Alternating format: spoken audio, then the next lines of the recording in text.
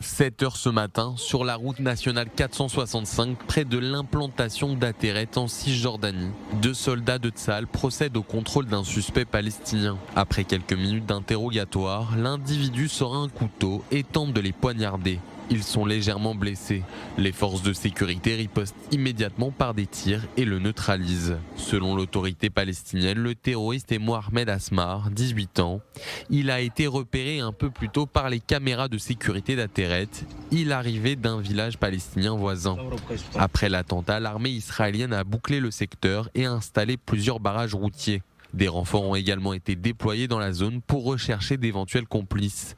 Il s'agit de la deuxième attaque en moins de 24 heures. Hier soir, sur l'autoroute 35 près d'Hébron, un terroriste fonce avec son véhicule sur des soldats positionnés au carrefour de Yehuda. Une soldate est légèrement touchée, mais le terroriste parvient à prendre la fuite.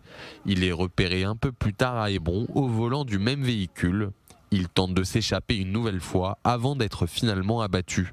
Selon l'autorité palestinienne, le terroriste est Mohamed Al-Zougayar, 17 ans. L'armée israélienne a verrouillé les entrées de la ville et mené plusieurs perquisitions dans des maisons appartenant à la famille d'Al-Zougayar. Peu avant l'attaque, toujours à Hébron, les forces de Tsahal ont perquisitionné les bureaux de l'organisation palestinienne UAWC. Une somme de 700 000 shekels, soit près de 185 000 euros, a été retrouvée et du matériel de propagande saisi.